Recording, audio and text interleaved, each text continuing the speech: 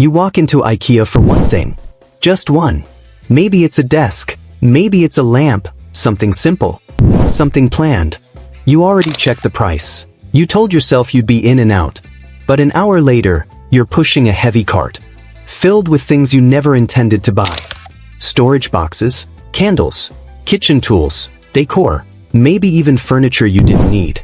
And at some point you pause and think, how did this happen? Because this doesn't feel like a coincidence. And it isn't. IKEA is one of the most successful furniture retailers in the world. Hundreds of stores, millions of daily customers, a brand built on affordability, simplicity, and modern design. But behind that reputation lies something far more calculated. Because IKEA doesn't just sell furniture. It designs behavior. Every corner of the store, every pathway, every display is carefully structured to influence how you move, what you see, and ultimately, what you buy. So the question is not whether IKEA affects your decisions. The real question is, how much of your shopping is actually your choice, and how much is being shaped for you? IKEA was founded in 1943 in Sweden by Ingvar Kamprad. Its original goal was simple: to provide affordable, functional furniture for everyday people. And it worked. But as the company expanded globally, it became something more than just a furniture brand. It developed a system, a carefully designed retail environment built with precision. This system was not created only to display products. It was designed to influence how customers move, what they see, and ultimately, what they choose to buy. Every section, every layout decision, and every pathway serves a purpose. And today, this approach is replicated in almost every IKEA store around the world. Once you understand how it works, you begin to notice the pattern. Not just in IKEA, but in how environments shape human behavior itself. The moment you enter IKEA, something feels different. There are no multiple entry paths, no open layout, no clear shortcuts. Instead, you're guided forward, into a single direction, a one-way system. At first, it feels convenient, but in reality, it's control. Because when customers follow a fixed path, they lose the ability to navigate freely. And that changes everything. You don't go straight to what you need.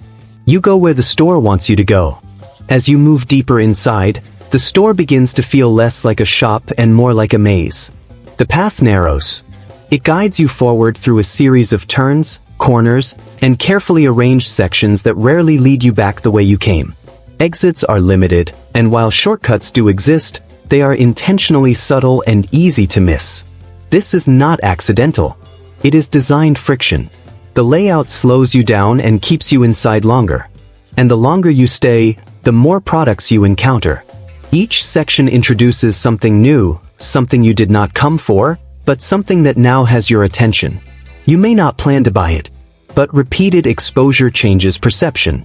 When you see an item multiple times, placed in the right setting, your brain begins to justify it. What felt unnecessary at first, slowly starts to feel like a good idea. IKEA doesn't display products the way most stores do. It doesn't just show you a chair. It shows you a room, a fully designed space. A bedroom that feels calm and complete, a living room that feels warm and functional, a kitchen that feels efficient and modern. This does something powerful. It changes how you think. You're no longer evaluating a product. You're imagining a life. That chair isn't just a chair anymore, it's part of a peaceful morning routine. That table isn't just furniture, but it's part of family dinners. And once emotion enters the decision, logic starts to fade. IKEA is known for low prices. But pricing isn't just about numbers. It's about perception. Often, you'll see higher-priced items first, then slightly cheaper alternatives later. This creates a psychological effect called anchoring. Your brain uses the first price as a reference point. So when you see something cheaper afterward, it feels like a deal, even if it was always meant to feel that way. Then there's psychological pricing. $9.99 instead of $10. A 1 cent difference. But it doesn't feel like 1 cent. It feels cheaper, because your brain processes the first number more strongly than the last. And that subtle difference changes behavior. As you move further, you reach a different section. Smaller items. Kitchen tools, decor, storage solutions. Individually, they seem insignificant. Cheap, easy to grab, hard to justify leaving behind. But this is where something important happens. By this point, you've already spent time in the store. Your mental energy is lower. Your resistance is weaker. So adding one small item feels harmless. Then another, and another, until your cart is no longer about what you needed, but about what you picked up along the way.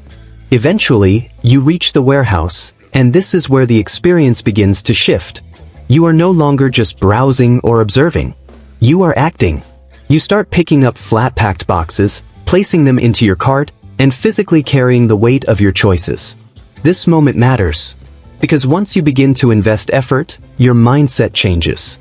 The simple act of lifting, moving, and committing creates a psychological attachment to the product. Even if doubt appears, you are less likely to walk away.